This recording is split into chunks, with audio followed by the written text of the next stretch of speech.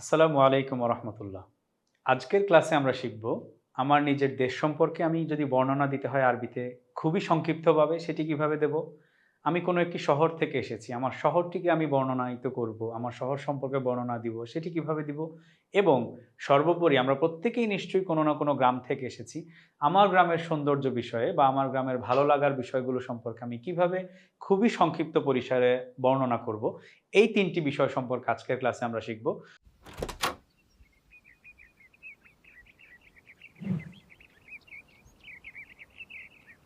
প্রথমেই শিখে নেব আমার দেশ সম্পর্কে আমি কিভাবে খুব সংক্ষেপে বর্ণনা দিব। প্রথমত, আমি যেই দেশ থেকে এসেছি, আমি যদি কারোর সামনে কথা বলতে গিয়ে বলতে হয় আমি কোন দেশ থেকে এসেছি, আমি অবশ্যই বলবো আমি বাংলাদেশ থেকে এসেছি। এই যে আই এম ফ্রম বাংলাদেশ, আমি বাংলাদেশ থেকে এসেছি, এটিকে আরবিতে আমরা কিভাবে বলবো। আমরা এখানটায় প্রথমে বাংলা বাক্যটি লিখেছি, তারপর আরবি সেই বাক্যের আরবি অনুবাদটি দিয়েছি, তারপর আমরা সেটির আরবি বাক্যটির উচ্চারণ দিয়েছি। এখানটায় আমরা সিমিলার কালার কোড মেনটেন করেছি প্রত্যেকটি লেকচারের মতোই ধারাবাহিকভাবে। প্রথমে আমি, এখানে আমি শব্দটির আরবি আমরা জানি আনা, আনা শব্দের অর্থ আমি, এটির উচ্চারণ এখানে আমরা লিখেছি। তাহলে আই এম ফ্রম বাংলাদেশ, এই যে ফ্রম, এই ফ্রমটি আমরা জানি মিন শব্দটি থেকে অর্থে ব্যবহৃত হয় আরবিতে। তাহলে আনা মিন, আই এম ফ্রম, এরপর আমি আমার দেশের নাম বসাবো। আমি যদি বাংলাদেশের হয়ে থাকি আমি বলবো আনা মিন বাংলাদেশ। একইভাবে আমরা যদি অন্য কোনো দেশের নাগরিকত্ব থাকে, অন্য কোনো দেশের নাগরিক হয়ে থাকি, আমরা সেই দেশের নাম বলতে পারি আনা মিন, আই এম ফ্রম, তারপর আমি আমার দেশের নাম বসিয়ে দেব। আমি বাংলাদেশ থেকে এসেছি অথবা আই এম ফ্রম বাংলাদেশ, এটি বলার জন্য আমরা আরবিতে কিভাবে বলবো, আনা মিন বাংলাদেশ। তারপর আমি আমার দেশের সম্পর্কে খুবই সংক্ষিপ্তভাবে দু একটি কথা বলবো। প্রথমত, আমরা জানি বাংলাদেশের একটি কমন পরিচয় হচ্ছে বাংলাদেশকে আমরা একটি নদীমাতৃক দেশ হিসেবে চিনি। তাহলে এটি একটি নদীমাতৃক দেশ, এই দেশটি নদীমাতৃক, এটি তো আমরা ইংরেজিতে বলি, বাংলায় বলি, আরবিতে তাহলে কিভাবে বলবো এটি একটি নদীমাতৃক দেশ। আমরা প্রথমে বাক্যটি লিখেছি, তারপর আরবিটি লিখেছি, এবার আমরা উচ্চারণটিও এখানে দিয়েছি, হিয়া দাউলাতুন নাহরিয়াতুন। আচ্ছা, এটি বলতে আমরা হিয়া লিখেছি, এই হিয়া শব্দটি বাংলাদেশকে রিপ্রেজেন্ট করছে। বাংলাদেশ যেহেতু একটি দেশের নাম, আরবি ভাষায় দেশের নামগুলোকে ফেমিনিন ওয়ার্ড হিসেবে বিবেচনা করা হয়। সেজন্য আমরা জানি মেসকুলিন ওয়ার্ডের প্রনাউন হিসেবে আমরা হুয়া লিখি এবং ফেমিনিন ওয়ার্ড বা স্ত্রীবাচক শব্দের প্রনাউন হিসেবে আমরা হিয়া লিখে থাকি। তাহলে এটির জন্য আমরা হিয়া লিখেছি। আর একটি দেশ, এই দেশের আরবি হচ্ছে, অনেকগুলো আরবি রয়েছে দেশের আরবি, আমরা এখানে সবচেয়ে অ্যাপ্রোপ্রিয়েট হিসেবে দাউলাতুন শব্দটি ব্যবহার করছি। দাউলাতুন অর্থ একটি দেশ। তাহলে আমরা পেলাম হিয়া দাউলাতুন, এটি একটি দেশ। কি ধরনের দেশ? নদীমাতৃক। নাহারুন শব্দের অর্থ হচ্ছে নদী, আমরা জানি, সেখান থেকে নাহরিয়াতুন শব্দের অর্থ নদীমাতৃক, এখানে আমরা উচ্চারণ দিয়েছি নাহরিয়াতুন। হিয়া দাউলাতুন নাহরিয়াতুন, এটি একটি নদীমাতৃক দেশ। তারপর বাংলাদেশের সম্পর্কে আরও যদি এক দুটি পরিচয় দেই, এই দেশের মধ্যে কেবল নদীই নয়, নদীর পাশাপাশি আমাদের দেশে পাহাড় রয়েছে, সমুদ্র রয়েছে। তাহলে পাহাড় এবং সমুদ্রকে আমরা কিভাবে পরিচয় দেব, কিভাবে বর্ণনা দেব? আমি এভাবে বলতে পারি, এদেশে পাহাড় ও সমুদ্র আছে। এখানে আমরা পাহাড় এবং সমুদ্র দুটো নতুন শব্দ পেলাম, এগুলোর আরবি কি হবে আমরা দেখে নেই। আমরা বাক্যটি এভাবে লিখেছি, ওয়াফিহা জিবালুন ওয়া বিহারুন। এখানে আমরা জিবালুনটিও বহুবচন ব্যবহার করেছি, বিহারুন শব্দটিও বহুবচন ব্যবহার করেছি। এই যে ফিহা শব্দটি লিখেছি, আমরা জানি ফি শব্দটি মধ্যে বা ইন অর্থে ব্যবহৃত হয়, আর যে হা শব্দটি বলেছি, এই হা মানে হচ্ছে বাংলাদেশকে রিপ্রেজেন্ট করছে, ফি বাংলাদেশ। ফি হা মানে হচ্ছে ফি বাংলাদেশ। আচ্ছা, বাংলাদেশের মধ্যে বা এ দেশে, এবার পাহাড়, আমরা জানি জাবালুন শব্দের অর্থ হচ্ছে পাহাড়, এটি আপনারা খুব সহজভাবে রিলেট করতে পারবেন। আমরা জানি জাবালে রহমত বলা হয়, যেটিকে রহমতের পাহাড় বলা হয়, সৌদি আরবে রয়েছে জাবালে রহমত। এভাবে আমরা কিন্তু মনে রাখতে পারি যে পাহাড়ের আরবি হচ্ছে জাবালুন, সেই জাবালুনের বহুবচন হচ্ছে জিবালুন, আমরা এটির উচ্চারণ এখানে দিয়েছি। জিবালুন মানে হচ্ছে পাহাড় সমূহ, অনেকগুলো পাহাড়কে বোঝানোর জন্য আমরা বহুবচন বা জিবালুন ব্যবহার করি। আর বাহারুন শব্দের অর্থ হচ্ছে সমুদ্র, এটি হচ্ছে সমুদ্রের এক বচন বাহারুন। আমরা যেহেতু অনেকগুলো সমুদ্র বোঝানোর চেষ্টা করছি, তাই আমরা এখানে লিখেছি বিহারুন। বাহরুন এক বচন, সমুদ্র, আর বিহারুন অর্থ অনেক সমুদ্র। বাংলাদেশে তো অনেক পাহাড় রয়েছে, সমুদ্র রয়েছে, তাহলে আমরা বাক্যটি কি বলবো? ওয়াফিহা জিবালুন ওয়া বিহারুন, ওয়াফিহা জিবালুন ওয়া বিহারুন। এ দেশে পাহাড় ও সমুদ্র আছে। এবার আমি বাংলাদেশে কি আছে সেটি সংক্ষিপ্তভাবে বলে নিলাম। এবার বলবো বাংলাদেশের মানুষের চরিত্র কেমন, চরিত্রগতভাবে আমরা কেমন মানুষ। আমরা কিন্তু চরিত্রগত দিক থেকে বা স্বভাবগত দিক থেকে বাংলাদেশের মানুষকে খুবই ধার্মিক মানুষ মনে করি। এখন এদেশের নাগরিকরা ধার্মিক, এটি যদি আমি বলার চেষ্টা করি, এদেশের নাগরিকরা ধার্মিক। এদেশের বলতে আমি বাংলাদেশকে বোঝাচ্ছি। নাগরিক শব্দটির আরবি হচ্ছে মাওয়াতিনু, এখানে আমরা বহুবচন ব্যবহার করেছি। নর্মালি মাওতিনুন শব্দের অর্থ হচ্ছে নাগরিক। তাহলে মুয়াতিনুন মানে হচ্ছে অনেক নাগরিক বা নাগরিকরা। এখানে এদাফতের কারণে একটি নুন পড়ে গেছে, সেটি গ্রামারের একটি নিয়ম, আমরা এখানে ব্যাখ্যা করব না। মুয়াতিনুহা অর্থ হচ্ছে বাংলাদেশের নাগরিকরা। মুয়াতিনুহা বাংলাদেশের নাগরিকরা। ধার্মিক শব্দটি দিন থেকে এসেছে, দিন শব্দের অর্থ হচ্ছে ধর্ম, সেখান থেকে যিনি ধার্মিক তাকে মুতাদাইয়িনুন বলে। দিন শব্দটির অর্থ হচ্ছে ধর্ম, সেখান থেকে যিনি ধর্ম পালন করেন বা যিনি ধার্মিক মানুষ তাকে মুতাদাইয়িনুন বলা হয়। তাহলে বাংলাদেশের নাগরিকরা ধার্মিক, এটি বোঝানোর জন্য আমরা কি বলবো? মুয়াতিনুহা মুতাদাইয়িনুন। মুয়াতিন মানে হচ্ছে নাগরিক, মুয়াতিনুহা বাংলাদেশের নাগরিকরা মুতাদাইয়িনুন ধার্মিক। বাংলাদেশের মানুষের আরও একটি পরিচয় রয়েছে। ধার্মিকতার পাশাপাশি আমরা কিন্তু অনেক বেশি অতিথি পরায়ণ। আমরা দেখব বাংলাদেশের মানুষ খুব বেশি আপ্যায়ন করতে পছন্দ করে, অতিথি আপ্যায়ন করতে পছন্দ করে। এটি একটি কমন গুণ এবং আমরা বলবো এটি অবশ্যই একটি ভালো গুণ। আমাদের দেশের মানুষজন অতিথি পরায়ণ হয়। এই যে এবং অতিথি পরায়ণ আমরা পূর্বের বাক্য থেকেই আসছি, যে মুয়াতিনুহা মুতাদাইয়িনুন ওয়া মিদিয়াফুন। এই অতিথি পরায়ণ শব্দটির আরবি হচ্ছে মিদিয়াফুন। এখানে আমরা উচ্চারণটি লিখে দিয়েছি এবং এর আরবিতে আমরা ওয়াও লিখেছি। আমরা জানি ওয়াও শব্দটি এবং আর এই অর্থগুলো নির্দেশ করে। তাহলে ওয়ামিদিয়াফুন অর্থ এবং অতিথি পরায়ণ। এটি হচ্ছে খুব সংক্ষেপে বাংলাদেশের সম্পর্কে একটু পরিচয় এবং বাংলাদেশের মানুষ কেমন সেই পরিচয় আমরা দিলাম। এবার চলে যাব, আমি যদি কোনো একটি নির্দিষ্ট শহরকে রিপ্রেজেন্ট করতে চাই, আমি ডেসক্রাইব করতে চাই, আমি যদি বলতে চাই যে আমি এই শহর থেকে এসেছি, আমার শহরটি আসলে কেমন, আমার শহরে কি রয়েছে, সেই সংক্রান্ত আলোচনায় প্রথমেই ধরে নিলাম আমি ঢাকা শহরের মানুষ। I am from Dhaka city বা ঢাকা টাউন, আমি ঢাকা শহরের মানুষ বা আমি ঢাকা থেকে এসেছি। It could be like Chittagong, it could be Sylhet, Rajshahi, অন্য যে কোনো জেলা শহর বিভাগীয় শহরের নামও আমরা বলতে পারি। আমাদের আলোচনায় বা আমাদের এই কনভারসেশনের সুবিধার্থে আমরা এখানটায় আজকের ক্লাসে ঢাকা শহরটিকে এনেছি। আমি ঢাকা শহর থেকে এসেছি। আমরা দেখেছি ইতিপূর্বে আমি যখন দেশের কথা বলেছি তখনও যেই স্ট্রাকচার ছিল এখানেও একই স্ট্রাকচার আছে। আনা মিন, আনা মিন অর্থ হচ্ছে আই এম ফ্রম। এখানে যেহেতু শহর শব্দটি আছে, শহরের আরবি শব্দ হচ্ছে মাদিনা। এটি আমাদের জন্য মনে রাখা সহজ। আমরা তো মাদিনা মুনাওয়ারা সবাই জানি, মদিনা মুনাওয়ারা যেটি সৌদি আরবে রয়েছে, যেখানে রাসূলুল্লাহ সাল্লাল্লাহু আলাইহি ওয়াসাল্লাম রয়েছেন। সেই মদিনা মুনাওয়ারার নাম ধরেই আমরা মনে রাখতে পারি যে শহরকে আরবিতে মদিনা বলা হয়। তাহলে আনা মিন মদিনাতি ঢাকা, আমি ঢাকা শহর থেকে এসেছি। যদি আমি রাজশাহী শহর থেকে আসতাম আমি কি বলবো? আনা মিন মদিনাতি রাজশাহী। যদি এটি রংপুর শহর হয় আনা মিন মদিনাতি রংপুর। যদি এটি দিনাজপুর শহর হয় আনা মিন মদিনাতি দিনাজপুর। এভাবে আমি আমার শহরের নাম বলতে পারি।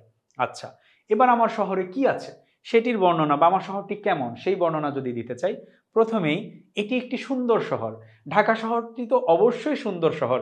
যে কোনো শহর, আমাদের শহরকে তো আমরা সুন্দরই মনে করি এবং আমরা মনে করি আমাদের শহর অনেক সুন্দর শহর। তাহলে এই যে সুন্দর শহর, এটি কিভাবে বলবো?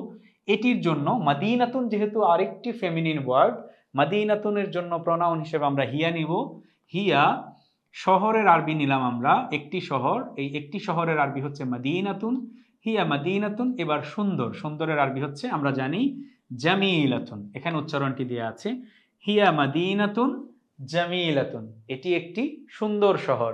হিয়া মাদিনাতুন জামিলাতুন, এটি একটি সুন্দর শহর। তারপর এই শহরে কি আছে আমরা যদি সেটির দিকে তাকাই এবং এই শহরটির প্রধান বৈশিষ্ট্য কি, কি নামে পরিচিত? শহরটির প্রধান বৈশিষ্ট্য হচ্ছে এটি বাংলাদেশের রাজধানী। বাংলাদেশের রাজধানী তো সবগুলো শহর নয়, কিন্তু ঢাকার ক্ষেত্রে এটি একটি ব্যতিক্রম বৈশিষ্ট্য। ঢাকা বাংলাদেশের রাজধানী। তাহলে এটি আমরা কিভাবে বলবো? এটির আরবিতে আমরা ইতিমধ্যেই শিখে নিয়েছি, প্রনাউন হিসেবে আমরা হিয়া ব্যবহার করব। যতবার এই শহর সম্পর্কে বর্ণনা দিব, দেশ সম্পর্কে বর্ণনা দিব, প্রনাউন হিসেবে আমরা হিয়া এবং হাদিহি ব্যবহার করব। আচ্ছা, হিয়া রাজধানী শব্দের আরবি হচ্ছে আসিমাতুন। এটি আমরা মনে রাখলেই আমাদের জন্য সহজ হবে। এখানে উচ্চারণ দেয়া আছে। আসিমা শব্দের অর্থ রাজধানী। হিয়া আসিমাতু কোন দেশের রাজধানী? বাংলাদেশের। এটি কোন দেশের রাজধানী? বাংলাদেশের রাজধানী। হিয়া আসিমাতু বাংলাদেশ। যদি আমরা এখানে অন্য কোনো দেশের রাজধানীর কথাও বলতে যাই, আমরা দেশের নাম পাল্টে দিলেই বলতে পারবো হিয়া আসিমাতু ইনকিলতিরা, হিয়া আসিমাতু কতার, হিয়া আসিমাতু বাহরাইন। এভাবে যে কোনো দেশের নাম দিয়ে আমরা সেখানে রাজধানীর নাম বা এটি বাংলাদেশের রাজধানী, এটি বাহরাইনের রাজধানী এভাবে বলে নিতে পারবো। তারপর এই শহরের মধ্যে আমাদের আসলে দেখার মতো কি আছে? আমরা বলতে পারি যে আসলে ঢাকা শহরে তো দর্শনীয় অনেক স্থান আছে, অনেক ট্যুরিস্ট স্পট আছে, অনেক ট্যুরিস্ট প্লেসেস আছে, অনেক ঐতিহাসিক স্থান আছে। তাহলে এই যে দর্শনীয় স্থান আছে এটি আমরা কিভাবে বলবো? আমরা ধরলাম যে বাংলা বাক্যটি এভাবে হবে, এখানে অনেক দর্শনীয় স্থান আছে। আচ্ছা, এইখানে মানে এই শহরে। তাহলে আমরা এই শহরের জন্য কি শিখেছি? ফিহা, অর্থাৎ ফি মদিনাতি ঢাকা। এই হা মানে হচ্ছে মদিনাতি ঢাকা, মদিনা শহর, ঢাকা, ঢাকা শহরকে আমরা সংক্ষেপে এখানে হা বলছি। আর ফি মানে মধ্যে, ফি হা ঢাকা শহরের মধ্যে কি আছে? মানাতিক। এই যে মান্তেকা শব্দের অর্থ হচ্ছে স্থানসমূহ বা প্লেসেস, স্পটস, এগুলোকে হচ্ছে মান্তেকা বা মানাতিক বলে। মান্তেকা এক বচন আর বহু বচন হচ্ছে মানাতিক। ফিহা মানাতিক সিয়াহিয়া।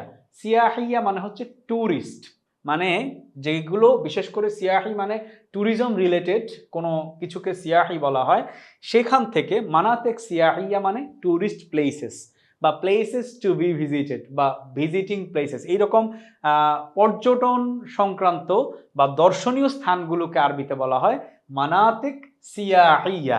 ফিহা মানাতিক সিয়াহিয়া, অর্থাৎ ঢাকা শহরের মধ্যে অনেক দর্শনীয় স্থান রয়েছে।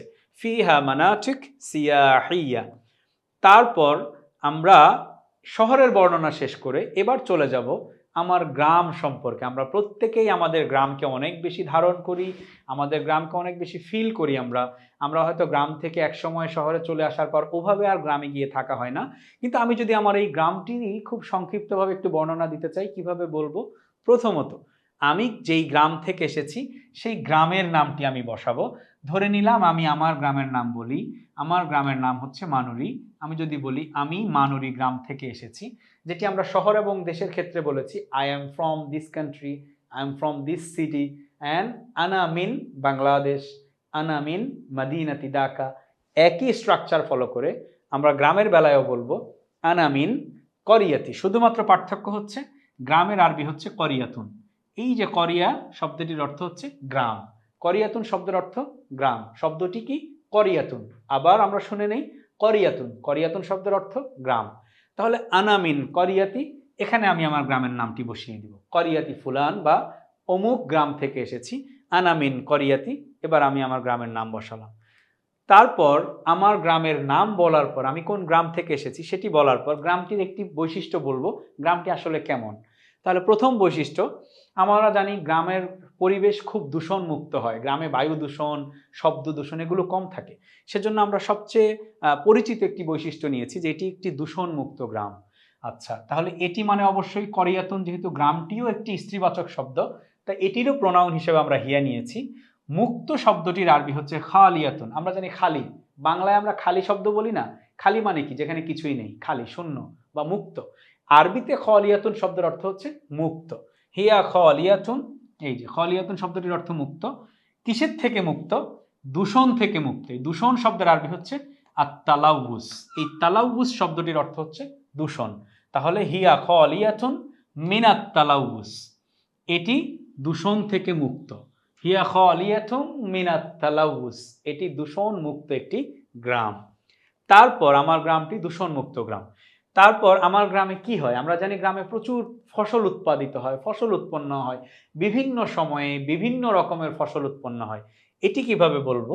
আমরা যদি বাংলা বাক্যটি এভাবে বলি, এখানে বিভিন্ন রকম ফসল উৎপন্ন হয়। এখানে মানে হচ্ছে আমার গ্রামে, ফিহা, ফিহা মানে ফি করিয়াতি, আমার গ্রামে কি হয়? উৎপন্ন হয়। এটিকে আমরা জারা ইয়াজরাউ থেকে যদি বলি, তুজরাউ মানে উৎপন্ন হয়। কি উৎপন্ন হয়? ফসল। তাহলে মাহাসিল অর্থ হচ্ছে ফসল।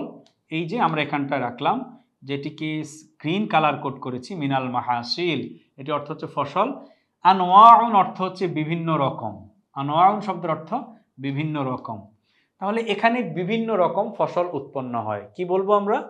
ফিহা তুজরাউ আনওয়াউম মিনাল মাহাসিল। আমরা তাহলে কি বলবো? ফিহা তুজরাউ আনওয়াউম মিনাল মাহাসিল। এখানে বিভিন্ন রকম ফসল উৎপন্ন হয়। মাহাসিল বলতে আমরা ফসলকে বুঝিয়েছি, আর যারা ইয়াজরাউ থেকে তুজরাউ মানে উৎপন্ন হয়, আনওয়াউন মানে বিভিন্ন রকম। ফিহা তুজরাউ আনওয়াউম মিনাল মাহাসিল। এই যে আমার গ্রাম দূষণমুক্ত এবং আমার গ্রামে অনেক রকমের ফসল উৎপন্ন হয়, সেই জন্যে আমরা প্রত্যেকেই আমাদের গ্রামকে ভালোবাসি। এই ভালোবাসাটি আমি কিভাবে প্রকাশ করব? এই যে আমি ভালোবাসি, এটির আরবি হচ্ছে উহিব্বু। আমরা আরবিটি এখানে লিখেছি। উহিব্বু শব্দের অর্থ হচ্ছে আমি ভালোবাসি। কাকে ভালোবাসি? এই শব্দটির আরবি হচ্ছে হাদিহি। আর গ্রামটিকে আল করিয়া, এই গ্রামটিকে আমি ভালোবাসি। উহিব্বু হাদিহিল করিয়া, উহিব্বু হাদিহিল করিয়া। উহিব্বু যদি আমি বলতে চাই আমার শহরটিকে ভালোবাসি, উহিব্বু হাদিহিল মদিনা। যদি আমি আমার দেশকে ভালোবাসি, উহিব্বু হাদিহিল বিলাদ, উহিব্বু হাদিহিদ দাওলা। তাহলে গ্রামকে ভালোবাসি কিভাবে বলবো? উহিব্বু হাদিহিল করিয়া। এই হচ্ছে আমাদের নিজের দেশ সম্পর্কে সংক্ষিপ্ত বর্ণনা, আমার শহর সম্পর্কে সংক্ষিপ্ত বর্ণনা, এবং আমি যেই গ্রাম থেকে এসেছি আমার গ্রামের এক দুটি বৈশিষ্ট্যে গ্রামকে সংক্ষিপ্তভাবে বর্ণনা করা, অন্যের সামনে উপস্থাপন করা। আজকের ক্লাসে আমরা আমার দেশ, আমার শহর এবং আমার গ্রামকে খুবই সংক্ষিপ্তভাবে সুন্দরভাবে উপস্থাপনের বিষয়টি শিখে নিলাম। আজকের ক্লাসে পর্যন্তই। সবাই ভালো থাকবেন, সুস্থ থাকবেন।